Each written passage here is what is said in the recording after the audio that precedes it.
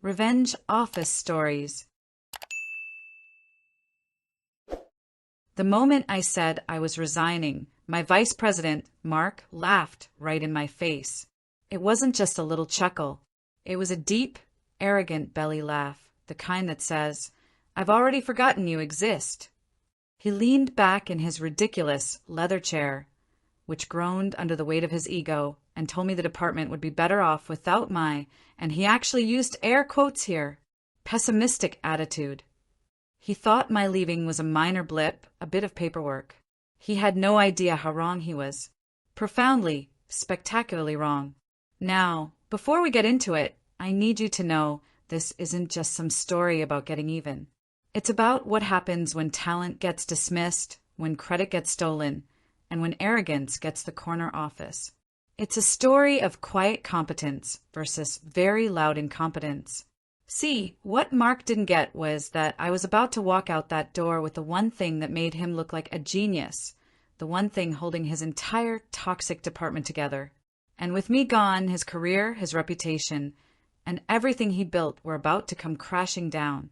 If you've ever felt undervalued at work, if you believe in karmic justice, you're going to want to see how this ends. Stick around and make sure you subscribe so you don't miss more stories of integrity winning the day. It feels like another lifetime, but there was a time I actually loved my job. I joined a mid-sized tech firm about 8 years ago as a junior data analyst. I was 23, fresh out of college, and naive enough to believe that hard work and good results were the only things that mattered. And for the first 5 years, they were. My department product strategy was basically the brains of the company. We dug through market trends and user data to figure out what to build next. It was a giant, high-stakes puzzle, and I was obsessed with it. My first boss, Clara, was a real mentor. She saw I had a knack for finding patterns in total chaos, and she encouraged it.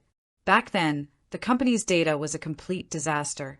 We had info coming from sales, marketing, user logs, support tickets, all stored in different systems that refused to talk to each other. Trying to get a clear picture of anything was a nightmare.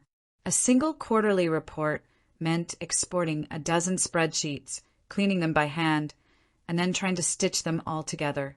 It would take an analyst 2 full weeks, and by the time they were done, the data was already old. This is where the one thing came in. Nobody asked me to fix it. It wasn't a project. I just saw a problem that was wasting everybody's time and decided to tinker with it between my actual tasks. I started small, writing a few scripts to clean up sales data automatically. Then I built a little database to hold it. I spent my nights and weekends learning to code, figuring out how to build APIs that could pull all that scattered information together. Over 2 years, my little side project became this massive living system. I called it Atlas. It wasn't official company software. It was more like a Frankenstein's monster of databases, custom scripts, and analytical models that all fed into one dynamic dashboard. But it worked. Atlas could do in seconds what used to take us weeks. It could connect a spike in customer complaints to a specific feature launch to find a bug. It could predict when a customer might leave by analyzing their behavior. It was our department's central nervous system, our single source of truth. Clara was ecstatic. She gave me full credit in meetings with the top brass. I got one promotion, then another. My colleagues relied on Atlas for everything. We were making smarter, faster decisions than our competitors, and the company was booming. I wasn't just an analyst anymore. I felt seen, valued, and proud of what I'd built. I had no idea that the very thing that brought me all that success would become the weapon used against me, and my eventual key to freedom. Those were the golden years. And like all golden ages, they had to end. The beginning of the end came in an email. A company-wide announcement. Clara was leaving, and her replacement as VP would be an outside hire named Mark Reynolds. The email was full of corporate buzzwords, calling him a dynamic leader and a visionary change agent. His headshot showed a guy in his late 40s with perfect hair, a smile that didn't quite reach his eyes, and a tie that probably cost more than my first car. A bad feeling washed over our whole team. We were a tight-knit group, An outsider, especially one from a corporate giant known for its brutal politics, felt like a virus entering the system. Mark's first day told us everything we needed to know. He called an all-hands meeting and strolled in 5 minutes late with a world's best boss mug that I'm pretty sure he bought for himself. He didn't ask about us or our work. He just launched into a 30-minute monologue of pure, uncut corporate jargon. He talked about synergizing our verticals and ideating disruptive paradigms.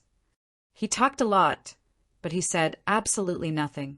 When he finally asked for questions, I raised my hand. Hi, Mark, welcome. I'm Sarah. I was wondering if you've had a chance to look at our core analytics platform, Atlas? It drives most of our strategic reporting, and I'd be happy to give you a tour. He gave me a dismissive little smirk. Yes, the spreadsheets, he said. A few people in the room shifted in their seats. I've heard about your little project. In my experience, true strategy comes from the gut, from big picture thinking. We can't get bogged down in the numbers. We need to be bold. It was the first slap in the face. He'd reduced 2 years of my life's work, the very foundation of our department's success, to the spreadsheets. He hadn't even bothered to look at it. He saw a 28-year-old woman and just assumed her work was cute but irrelevant. That was his first mistake. My coworkers, who knew exactly what Atlas could do, shot worried glances at each other. I just smiled, sat down, and felt a cold knot form in my stomach.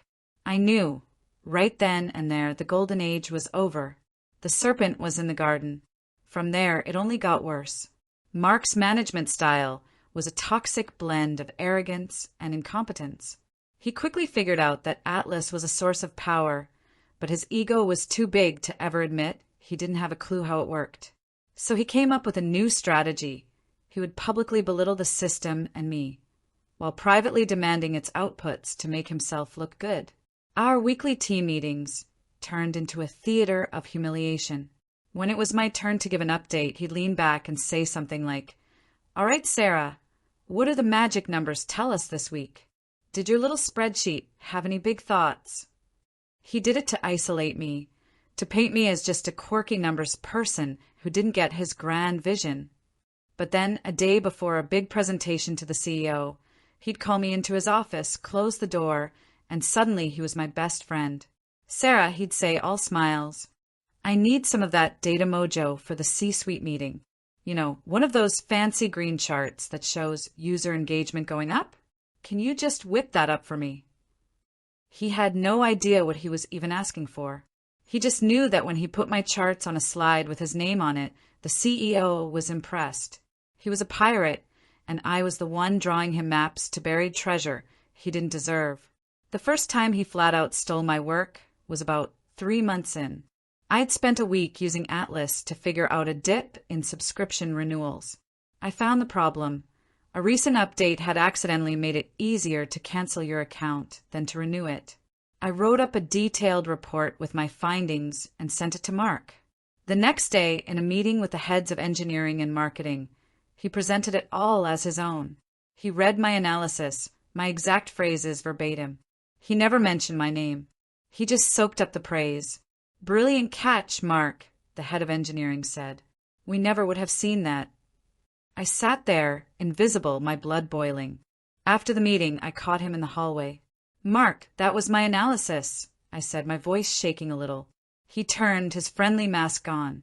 "Asterisk our asterisk analysis, Sarah," he said coldly. "We're a team. I represent our collective work. Don't be so territorial. It's not a good look." He patted me on the shoulder, a gesture that felt more like a threat, and walked away. That's when he went from being a bad boss to being my enemy. But I wasn't ready to leave. A stubborn part of me still thought competence would win in the end. So I stayed. I kept my head down, and I started documenting everything. Every stolen idea, every condescending comment. I didn't know what I'd do with it, but I needed a record. The final straw came about a year later. We were launching a huge new product. Mark, in his infinite wisdom, had promised the board a 20% increase in market share in 6 months. a number he pulled out of thin air to look bold. And he expected me to make it real. He called me into his office. "Sarah, I need you to work your magic with Atlas," he said. "Make the models show a 20% growth trajectory." I just stared at him. "Mark, that's not how it works. I can't make the models show anything. They reflect reality. Our most optimistic projection is around 8%. He let out this big, exaggerated sigh, like a genius dealing with a simpleton. "Look, I sold the board on a vision. Your job is to make the data support that vision. Just tweak the inputs. Be more creative." He was asking me to commit fraud, to lie, to put my professional integrity on the line to cover for his reckless promise. In that moment, all the anger and humiliation of the last 2 years came into sharp focus. I was done. "No," I said. The word was quiet, but it was absolute.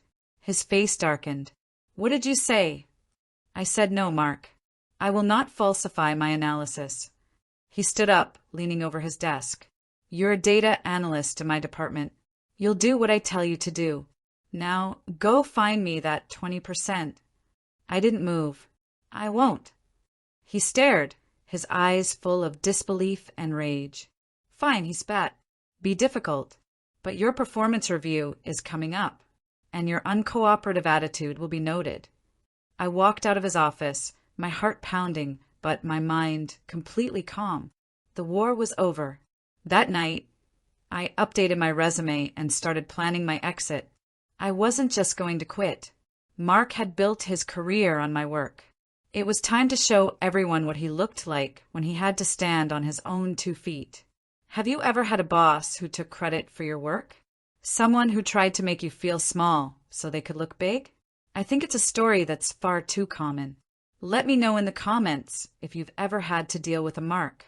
It's important to know you're not alone. My plan was simple, and that's what made it so beautiful. Mark's entire facade as a strategic genius rested on Atlas. My system. He didn't know how it worked, how to maintain it, or even what it was truly made of. He just knew what to ask for. And here's the critical part. While Atlas lived on the company servers and used company data, it was a beast of my own creation. It was a complex web of scripts and models I had built on my own initiative, without a project plan, without a team, and most importantly, without any documentation. No one ever asked me to write a manual. Why would they? Mark didn't even want to know how it worked. It was a classic case of key person dependency, and I was the key person. The one thing I was going to take with me wasn't code. It was the knowledge of how to make the damn thing run. I spent 2 weeks quietly preparing. I accepted a new job at a competing firm with a significant pay raise and a team that actually valued collaboration. I put together a bland, standard transition document that covered the absolute basics of my job description, but it made no mention of Atlas or any of the automated processes. It was maliciously compliant. It said things like, quarterly reports are compiled using sales and marketing data, but conveniently left out the part about the complex system that did it all in 30 seconds. To an outsider, it looked fine. To my replacement, it would be a map to nowhere. The day I resigned was a Tuesday. I walked into Mark's office for our scheduled meeting with HR. I placed my resignation letter on his desk. "Mark, please accept my resignation," I said, my voice perfectly steady. "My last day will be in 2 weeks." He glanced at the letter and let out that laugh. The one I told you about. That deep, arrogant laugh. "Well, Sarah," he chuckled, tossing the letter on his desk like trash. "I can't say I'm surprised. Your attitude has been pretty poor lately. Honestly, this is for the best. The department needs team players, not people who are stuck in the weeds." The HR rep, a young woman named Chloe, looked visibly uncomfortable. Mark just waved her off. "Don't worry, Chloe. We'll make this quick. Sarah, pack your things. HR will see you out," he said, already turning back to his computer. He was dismissing me like I was nothing. "There's just one more thing," I said. He sighed, annoyed. "What is it?" "It's about the Atlas system," I said calmly. He squinted. "What about it? The spreadsheets?" That's company property. You're absolutely right, Mark, it is, I said, smiling politely. The system is on your servers. The data is all yours, but it's completely undocumented. The architecture, the maintenance scripts, the analytical models, the only guide for how to operate and maintain it is in my head. And that's leaving with me. His laughter died. The smirk vanished. For the first time, his face was a mask of pure confusion. The gears were turning, but nothing was clicking. You what? He stammered. The Atlas system is about to become a black box, Mark, I explained as if to a child. The automated reports will stop running. The dashboard will be frozen with old data. The predictive models won't update. I've left a transition document that outlines the original manual process for compiling reports. Before Atlas, it took about 80 hours of work per week. Good luck. The color drained from his face. The arrogance, the confidence, it all just evaporated, replaced by a dawning, sickening horror. He finally got it. The green charts, the data mojo, the brilliant catches that made his career, they were never his. They were mine. And the instruction manual was walking out the door. He shot up from his chair. You can't do that. You have to document it. That's insubordination. The HR rep, Chloe, finally spoke up, her voice firm. Mark, let's take a breath. Sarah, can you confirm the system is undocumented? I can, I said. I was never asked to create any documentation for it. I was just asked for the results. Mark just stared at me, his mouth opening and closing like a fish. The visionary leader was gone. In his place was a terrified man who just realized the stilts he'd been walking on were gone.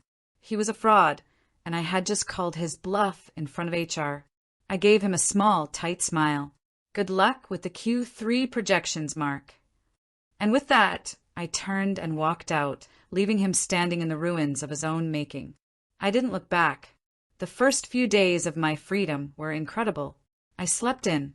I didn't have that constant knot of anxiety in my stomach. And I ignored the flood of calls and texts from my old colleagues, and, most satisfyingly, from a desperate Mark. His messages went from demanding, "You need to turn Atlas back on," to pleading, "Sarah, please, we can talk about a bonus," to threatening, "My lawyers will be in touch." I ignored them all. The real show started the next Monday. A friend still in the department was giving me the play-by-play. The first major report due was the weekly performance index, something the CEO reviewed every Monday at 9 a.m. It was always generated automatically by Atlas. My friend texted me at 9:30 a.m. No, WPI. Mark is freaking out. The CEO's assistant has called him 3 times. Mark tried to get my old team to create it manually, but they were lost. They'd only ever seen the finished product on the dashboard. They had no idea how to build it from scratch. The day ended with no report and a department in pure chaos.